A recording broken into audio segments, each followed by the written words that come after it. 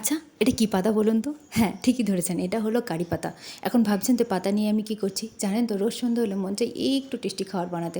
অনেক তো খেয়েছেন লুচি, আলুর দম, আলুর পরোটা। এবার একটু নতুন কিছু ট্রাই করা যাক। চলুন, আজ বানাবো আমি আলু পুরি। আর তার জন্য একটা পাত্রে কিছুটা ময়দা নিয়ে নিলাম। এবার একে একে সব উপকরণগুলো দিয়ে দেবো স্বাদ অনুযায়ী। লবণ, চিনি, ময়নের জন্য সাদা তেল, আর এখানে অ্যাড করলাম জোয়ান, যাতে না অ্যাসিডটা হয়। এবারে সমস্ত উপকরণগুলোকে ভালো করে মিশিয়ে নিয়ে একটা সুন্দর আটার ডো বানিয়ে নেব।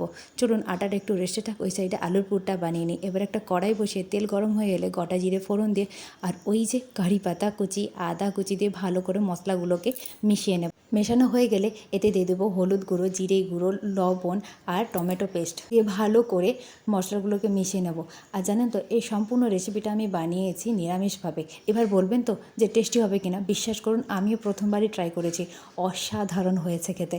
আপনারা চাইলে এটা পেঁয়াজ আর রসুন দিয়েও বানাতে পারবেন, দেখবেন খুব সুন্দর লাগবে।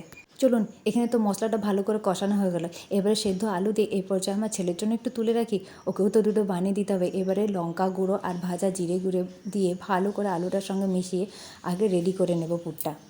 এবারে একে একে লেচি কেটে এভাবে খিলি বানিয়ে আলুর পুর দিয়ে খুব সুন্দর করে সবগুলো বানিয়ে নেব। বানানো হয়ে গেলে হালকা হাতে পুরিগুলোকে বেলে নেব। বেলা হয়ে গেলে একটা কড়াইয়ের মধ্যে তেল গরম করে একে একে সব পুরিগুলোকে ভেজে নেব। জানেন তো সেদিনে আমার বরমশাই তো অন্য কিছুই খেতে চেয়েছিলেন।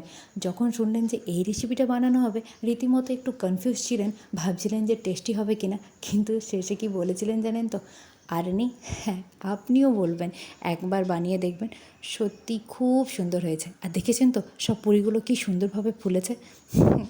আর এই পুরিটার সঙ্গে কোনো সবজি থাক আর না থাক, আপনারা একবার সস দিয়েও ট্রাই করে দেখবেন, দেখবেন খুব সুন্দর লাগবে।